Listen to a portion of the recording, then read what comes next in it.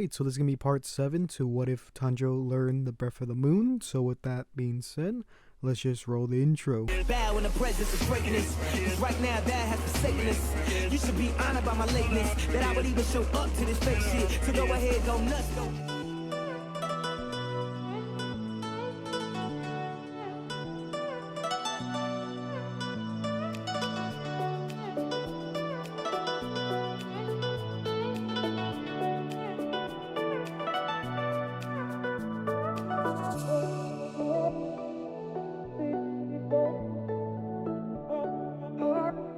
So in the last part, we had just gotten done with Tanjiro defeating one of the 12 moon demons, that being Ruri, and him meeting the other pillars after being taken to the main base after, well, him and Nezuko were basically captured. There he met the pillars and their master. So before we get started, I'd like to say that I didn't really continue this story just because I wanted some time between this, or the last part, and basically the train movie, or the train arc basically. So I wanted some people to watch that beforehand. I haven't watched the movie yet, but I did read the manga. So yeah, and I will say I might get some of these names wrong because there's just a lot here, a lot of different, Japanese names, and obviously I'm not Japanese. But anyways, let's get back into the story. So I won't bore you with repeating stuff that happens in the story. So anything that doesn't really change, I won't say it. So the obvious parts with the pillars not believing Tanjiro about his story about his sister happen, and where they test her. They meet Kaguya, which is the master of the demon slayers, and so on and so forth. Tanjiro gets put in the kind of infirmary to heal his injuries. There he meets back up with Zenitsu and Inosuke, learning how injured they became from the fight. Now Inosuke isn't as hurt as he was in canon, due to the fact that I believe he had something wrong with his throat because of how much he screamed, because he was tied to a tree, if I remember that right, as well as him not really being in the same levels of danger that he was before because of how he was fighting with Tanjiro instead of having to wait for Tanjiro to come back. So that's a big reason as well. So the next part we gotta talk about is the training with Kanao, which is the, I guess, adoptive sister to Shinobu, if I remember that right. But before they could actually train with Konoe, they obviously have to beat Oi. Now, it's really easy for them as Oi isn't too much of a fighter, even though she is part of the Demon Slayers Corp. She's there mostly as a nurse / medic, so that's pretty easy for them to do.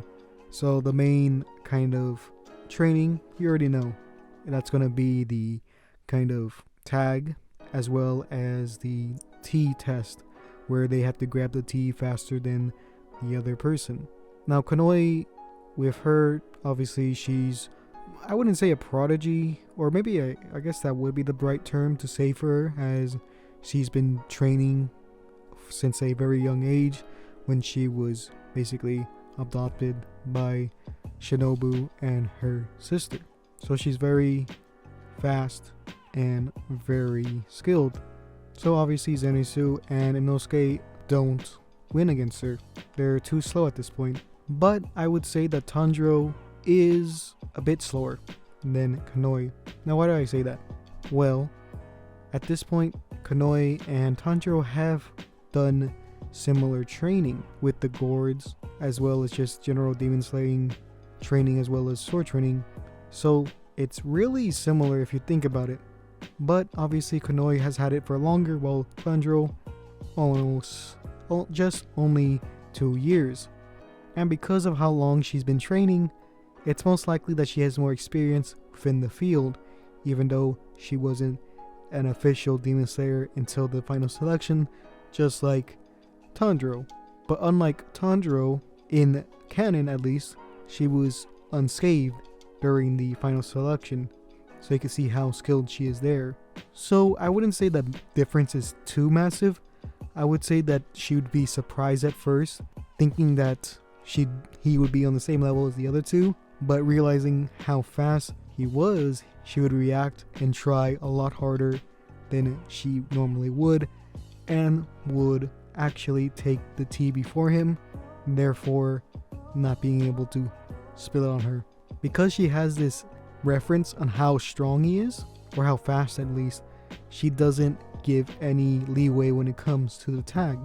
And therefore both Tanjiro and Konoe really try at this part, because it seems like almost a contest between the two, both prodigies in their own right, both coming from some sort of misfortune in their life that brought them to become demon slayers, just like many before them.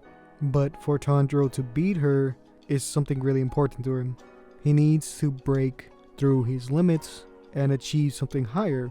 If he could beat someone who was always studying her not entire life, but many years of her life to becoming a demon slayer, it's only something that will boost his confidence more and really prove to himself that he could actually kill the 12 moons, that being the demons, as well as Muzan. But Konoe isn't the same as Tanjiro. She doesn't really have anything to prove, but she also, knowing that she's a prodigy, wasn't really challenged as much as she is now. I'm not saying that she isn't the strongest, but she is a prodigy and hasn't had too much struggle in terms of the training, I should say, because obviously if you know her past, she's been through a lot there. So instead of the week that it takes Tanjiro to really beat Konoe like it does in the manga/anime, well, around a week, I'll say like a week, because I'm not entirely sure how long it takes, but we do know it's some lengthy amount of time.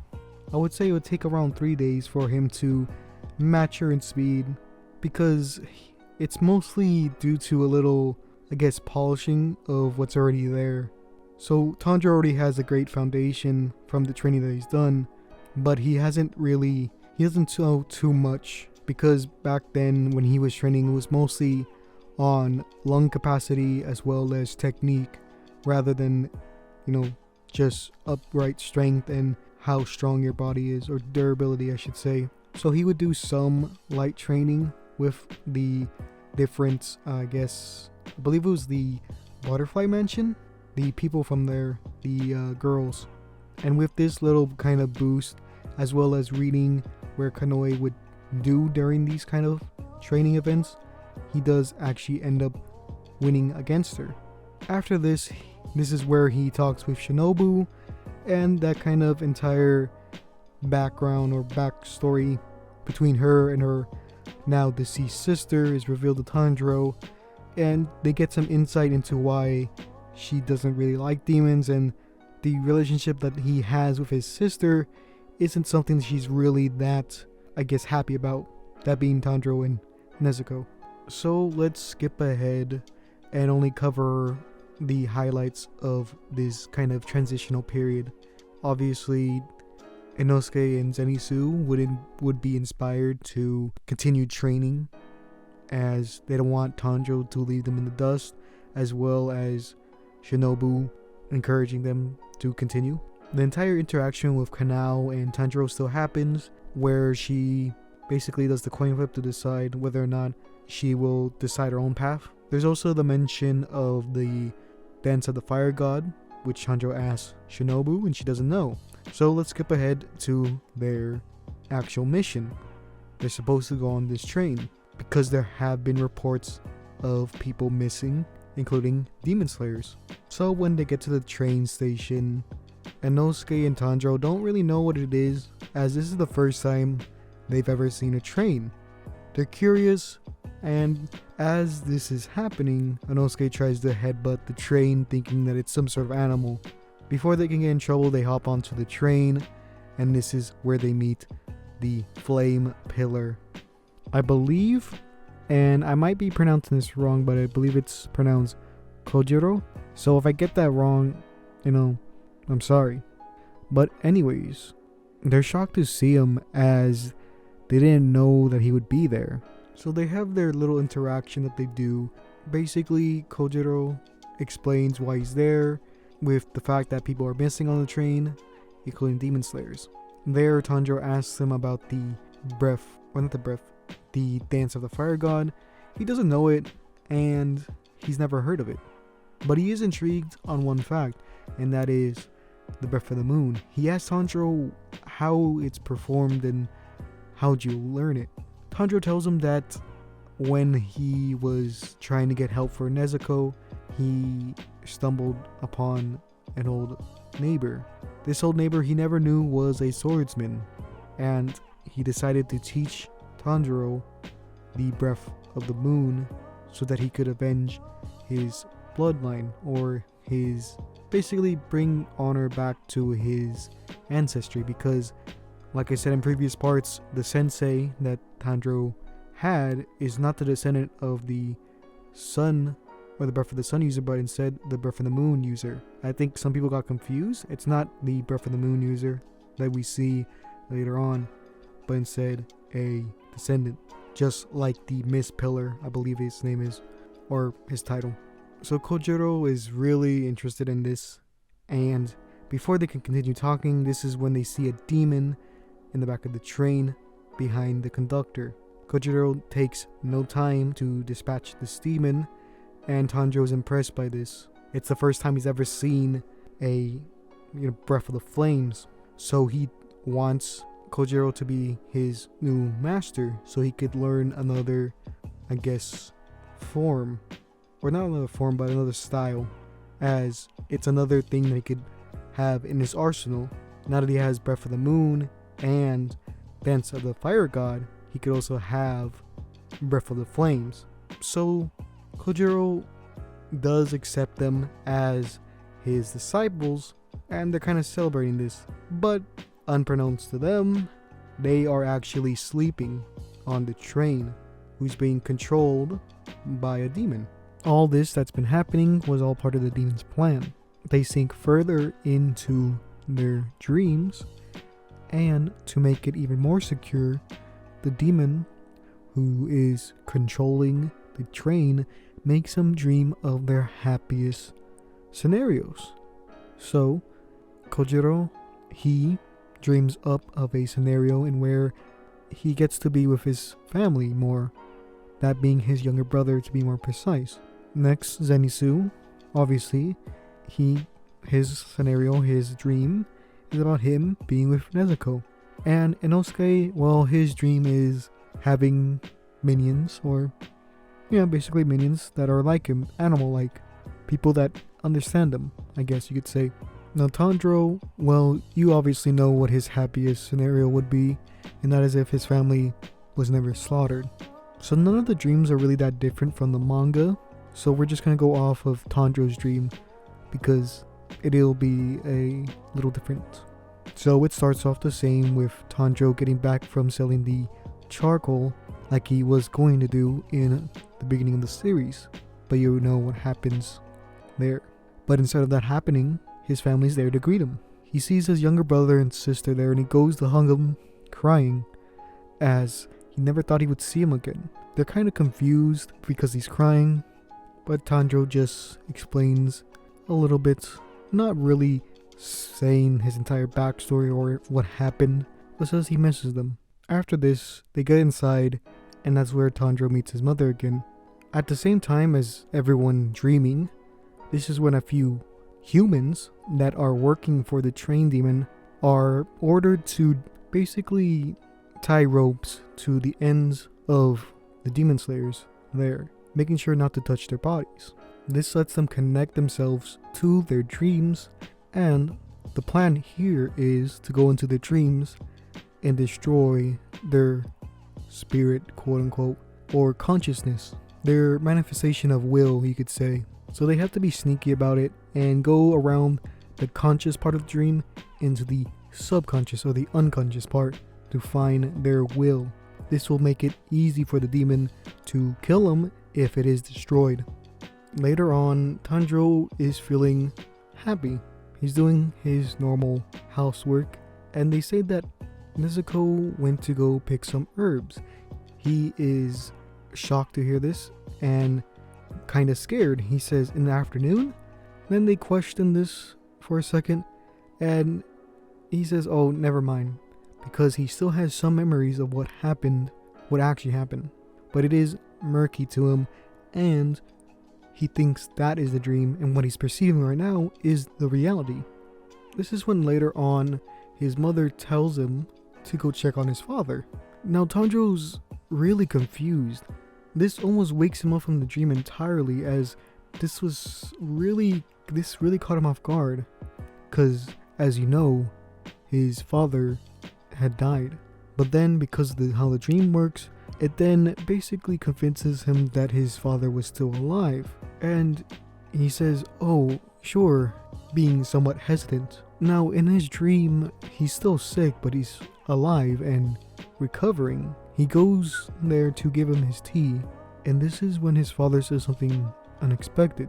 So, Tanjiro, I've seen that you're really working on Dance of the Fire God. It makes me proud to see that my son is following in my footsteps. But remember, you need to keep breathing.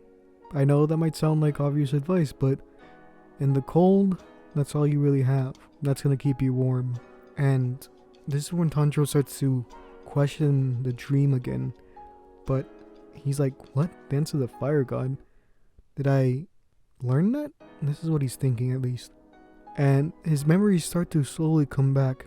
And his father continues. And the moon style. That's a tricky one. I'm surprised you were able to learn it. But knowing you, I had no doubt. But there's something more to both of these things. They're related. And pretty closely at that. And your blade, it's black, isn't it? There's something special about that blade. The color, at least. Just keep that in mind. And this is when it starts to get to him. Tanjiro just doesn't know what he's talking about. And then he realizes that he's in a dream. He asks his father how he knows this and what's happening. And he tells Tanjiro that he's just looking out for him. But the only way to get out of this is to, well, cut something valuable on yourself. And by valuable, I mean something that would be considered a lethal shot. But Tanjiro doesn't know what to do. At this point, he's in the dream, and he realizes that it's a dream, but he can't do much. It's only until Nezuko wakes up from her, box, obviously not being affected by the demon's technique, because if you don't remember, the demon technique works off of the tickets that they used earlier, using the demon's blood. So because she never touched the tickets, it never really worked on her. Nezuko can see what's happening. Tanjiro is just struggling in his sleep, saying that it's a dream and he needs to wake up. And as this is all happening, each of the humans that were tasked to destroy their wills are in the dreams. So the first one being Kojiro. Now, when the woman goes to his unconsciousness and tries to destroy the will, it's vastly different than whatever she's seen before doing this. It's in flames and very hot.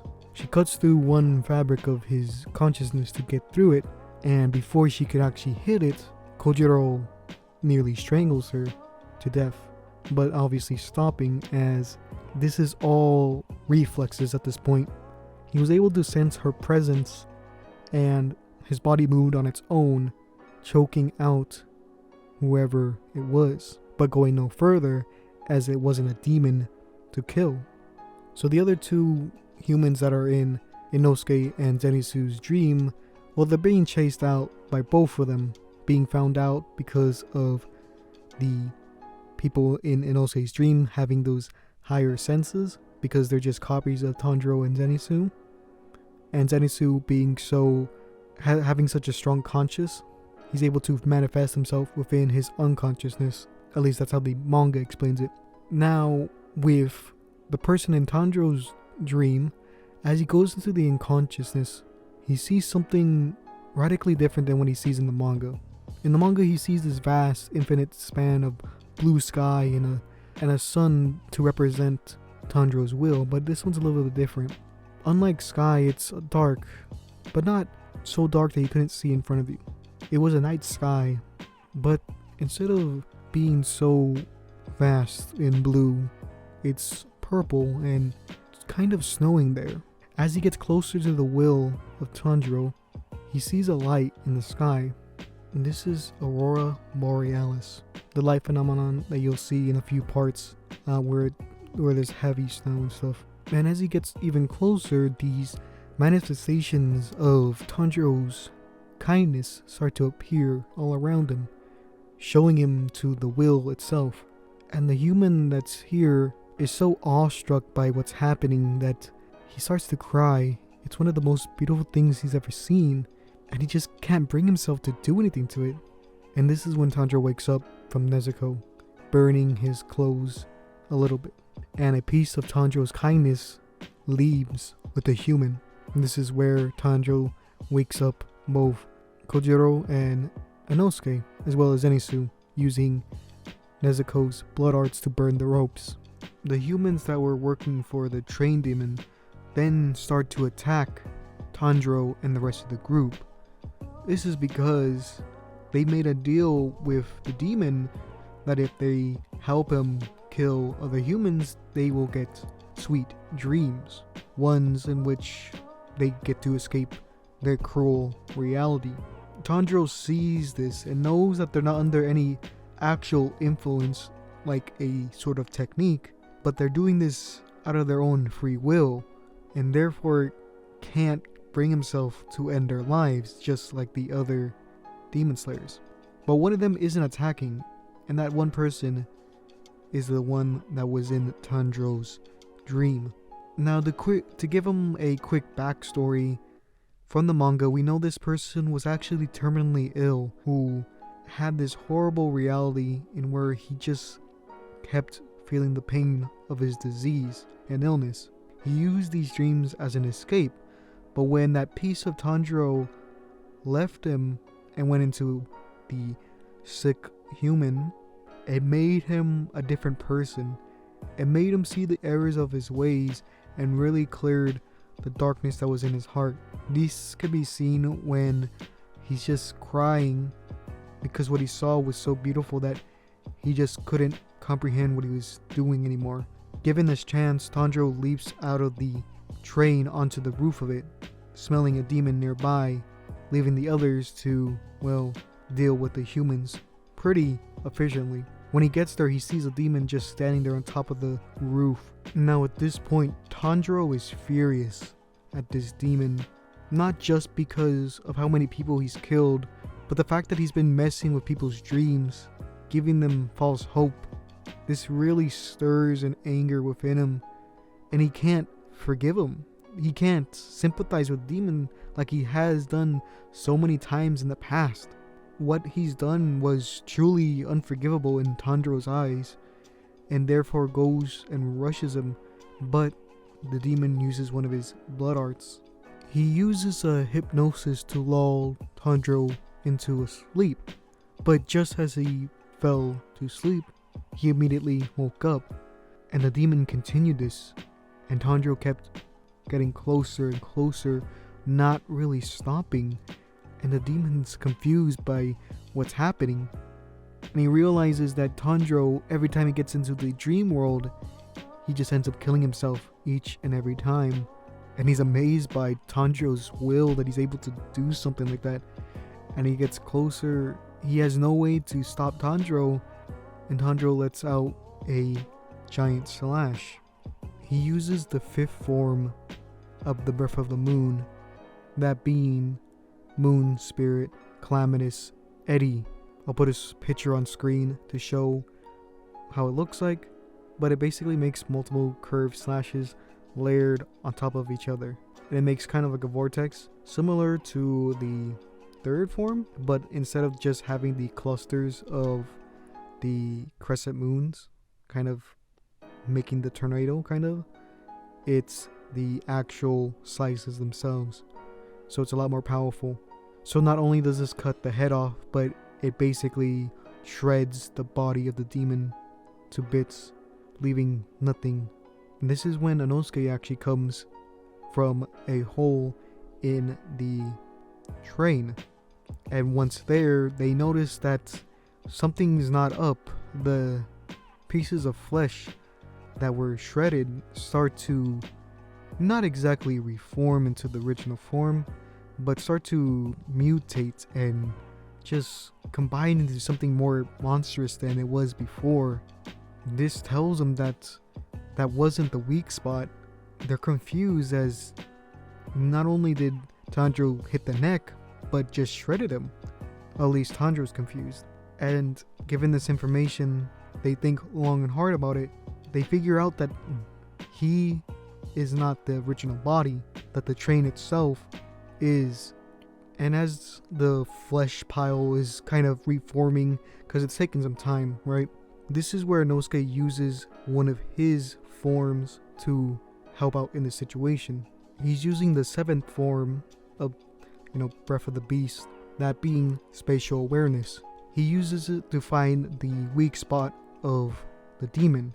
He does so really fast, and he says that the front of the train is actually the weak spot, where the conductor is.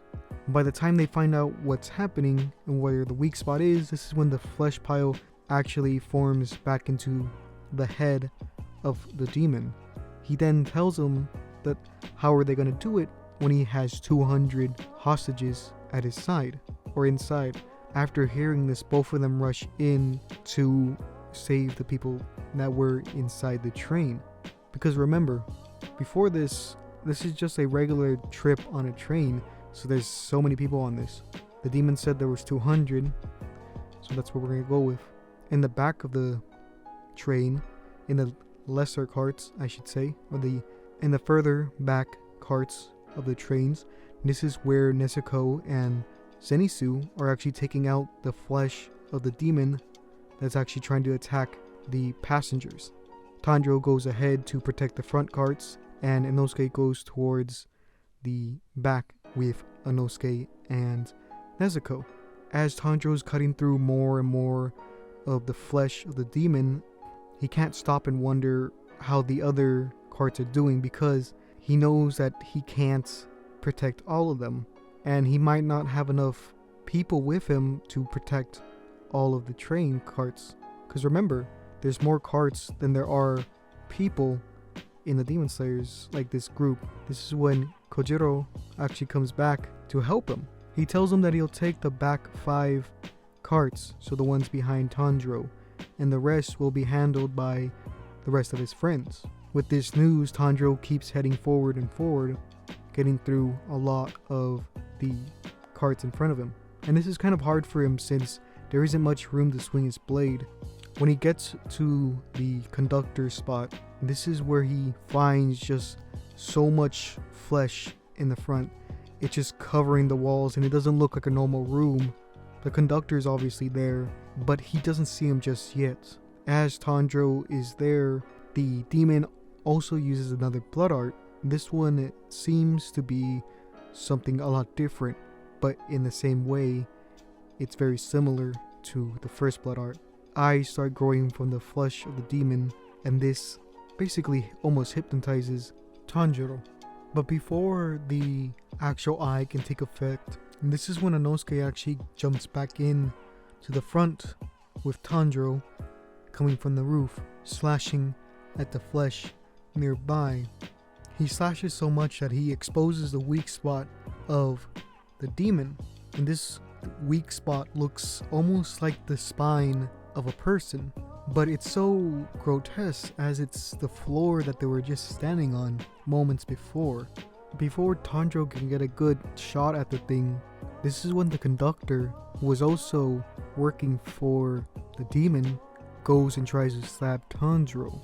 Tanjiro wasn't expecting this at all, because he didn't know the conductor was there, but he is able to somewhat react to this. So instead of getting cut or stabbed in the stomach like he has in the manga or the anime, or I guess not the anime yet, but the movie, he actually does somewhat block it, but not the way that you'd think. He actually catches it with his hand, so although he still gets hit, it's not as vital as it would have been when he actually got stabbed. Inosuke just knocks the guy out by pushing him away and headbutting him, and after that's done, Tanjiro reels back from the pain for a second, and then decides to do the final blow to the demon. This is where he does a Dance of the Fire God form. He does Clear Blue Sky, or how they say it, the literal translation in the manga, that being Blue Haven. So it's like the water wheel, but it's actually just made out of fire.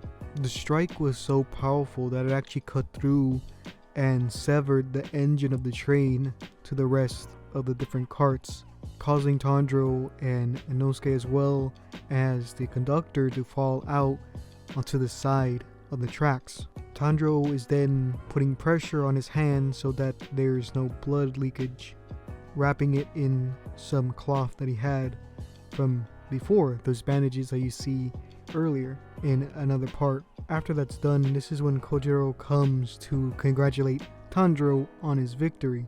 But before they can actually celebrate, this is when a hand goes to assassinate Tanjiro. This demon that they don't know about, marked in strange tattoos all across his body, nearly hits Tanjiro, but Kojiro actually blocks it with his sword, cutting the demon. But this demon is very powerful, and the slice that Kojiro did doesn't seem to affect him much, as he seemingly deflected it with little resistance.